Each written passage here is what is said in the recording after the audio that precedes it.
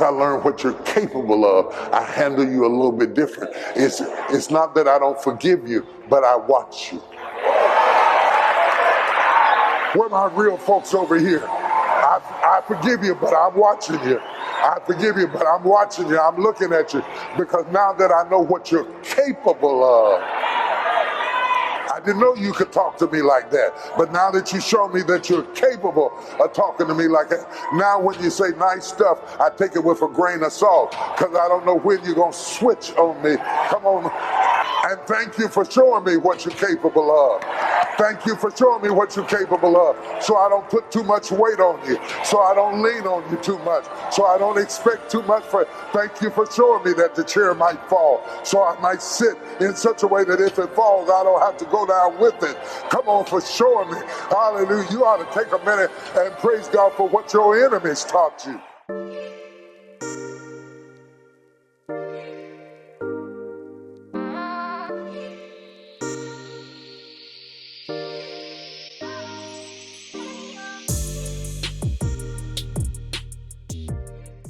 But I don't want you to look at that as peace.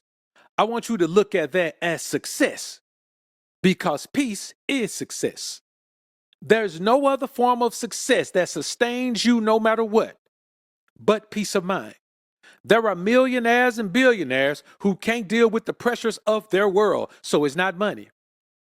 Some of the most attractive people around can't deal with the pressures of the world, and so they end it all, so it's not looks.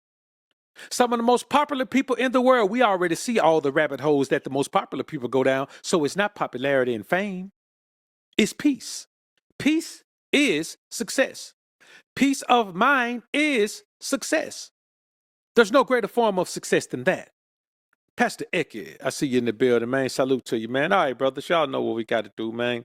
It's a late show, man. We'll leave it open for about 10 minutes, man. All right, so here's what I want y'all to understand.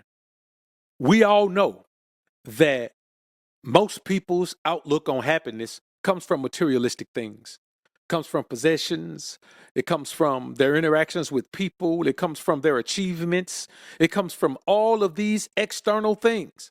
But peace of mind is true happiness.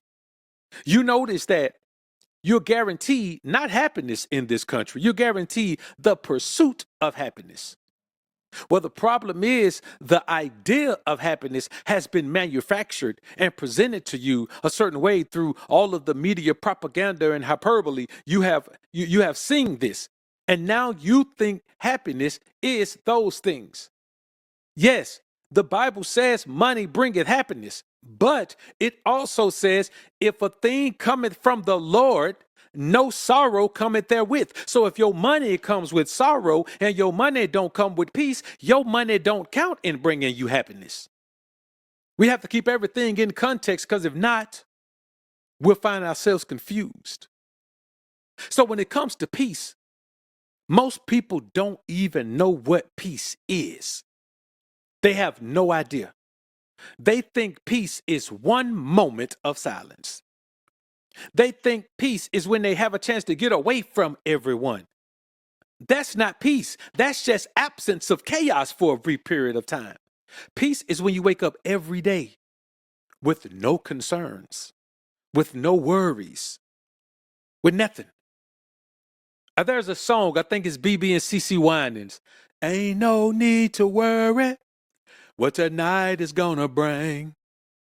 It'll be all over in the morning. That's one of the songs that's on my playlist.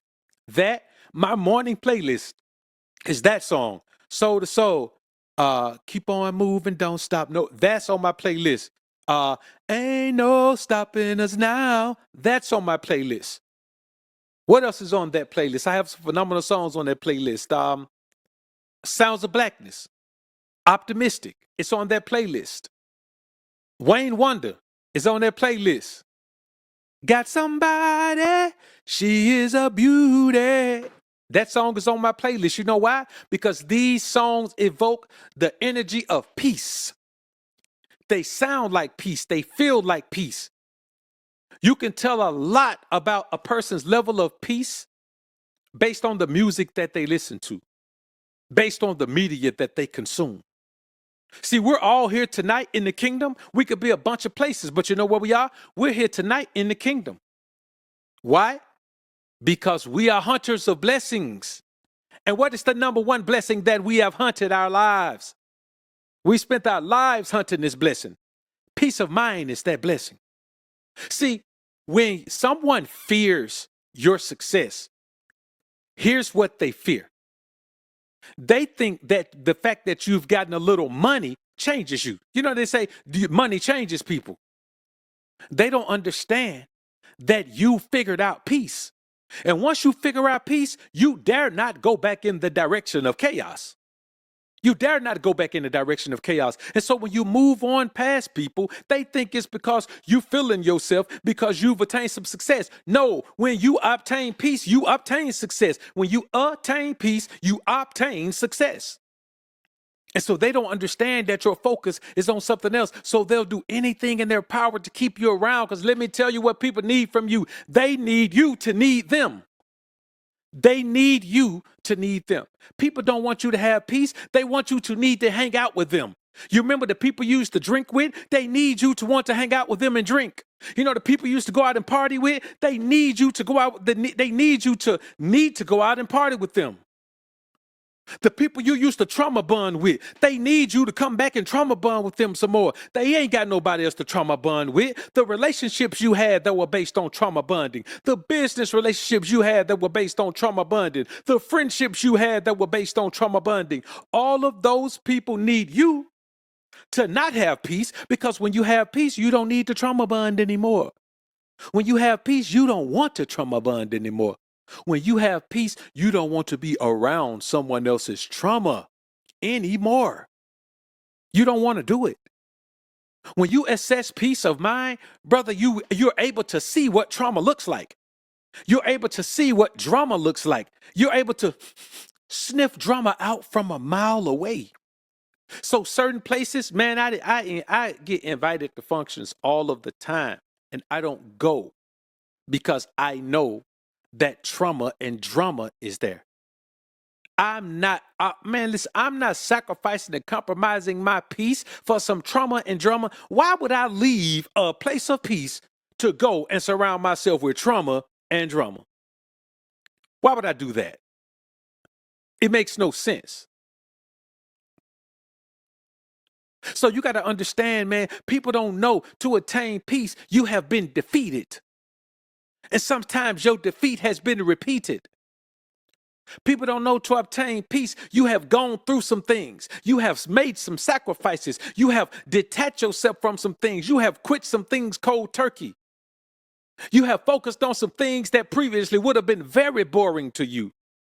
You have stopped engaging in some things that have previously been very exciting to you. Well, those people are still engaging in those things, and they want you to be there. Why?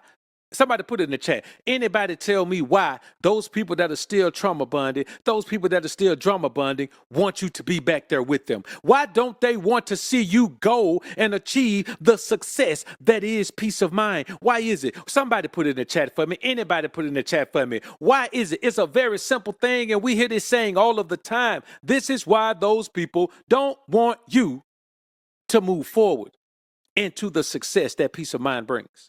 Very simple reason. Misery loves company. Misery loves company. Here's what y'all got to understand what that means. Now, they just sound like words. Misery. We know what that is. People who are sad, not just sad because something happened just now. People who are perennially sad. People who spend every day of their lives, every year, even when they look happy, it's because one little thing took their focus off of their sadness. People who are living a life of despair. People who are still hurt from things that happened to them years ago. People who are still carrying childhood trauma into their adulthood. That's misery. Those people can't not be miserable. They have to be miserable. They can't say, I'm not going to be miserable, because they're not willing to put in the work to detach themselves from the things that keep the hooks of misery in their lives. And we didn't say misery likes company. We said misery loves company. Put a one in the chat if you ever been in love. Don't lie to us. The kingdom is a place of truth, man. It's a place of truth. Your secrets are safe with us here in the kingdom. Just put a one in the chat if you ever been in love. Somebody, anybody, put a one in the chat if you want to be loved. We got some great answers here, man. They don't want you to see you grow because they don't want to be alone. Fear of being forgotten.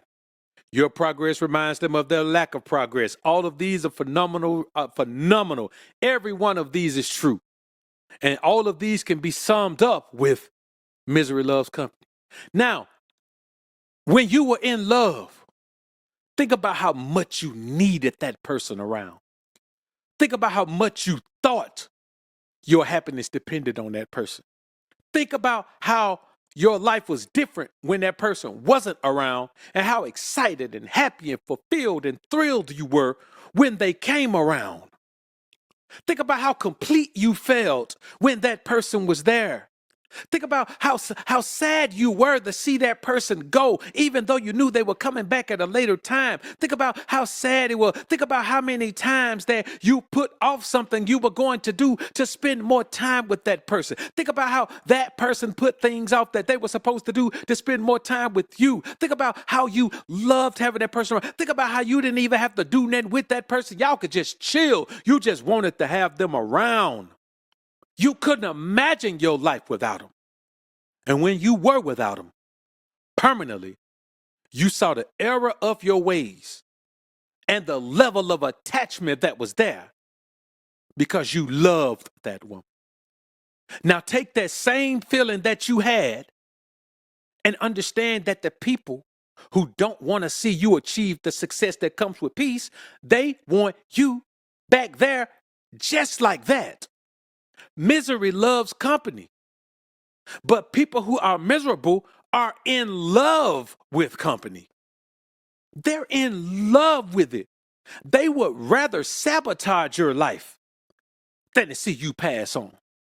They don't even care if you're going to help them when you achieve that level of success. They don't care. They want you there with them right now because all they can see is the state of their misery. Don't let them do it because you deserve the satisfaction and joy of experiencing that peace. Think about this. If you're that guy in your family, you know what I'm saying? I'm that guy. Well, there's a couple of us, but I'm one of those guys in my family. I don't come around a lot. I can't. I'm busy. I don't come around a lot. But when I do, I am much appreciated. My mere presence is much appreciated. But not because of who I am now, because of the trauma bonding that we did before, because of the misery loves company type of thing. Now think about this. Think about how many times that person you were with in that relationship where you were in love and you were trauma bonding and you were all caught up and your misery was loving company. They always be the ones that try to come back. Now, I'm not saying all of them try to come back, but they're always the ones who try to come back. And let me tell you when they come back, when their lives are miserable, when they are still in the same position you left them, or when they think they've gone into a better position only to realize that it was all smoke and mirrors. They pop back up into your life and tell you how great you are and how wonderful you are and how much they miss you and how they know better now. And if they had known then what they know now, you knew then what you know now. You were just too miserable to capitalize on it. And now you want me to let you come back into my life? Anybody with whom I have ever trauma bonded is not welcome in my life. Even if they get over their trauma, they're not welcome in my life because our history is trauma bonding.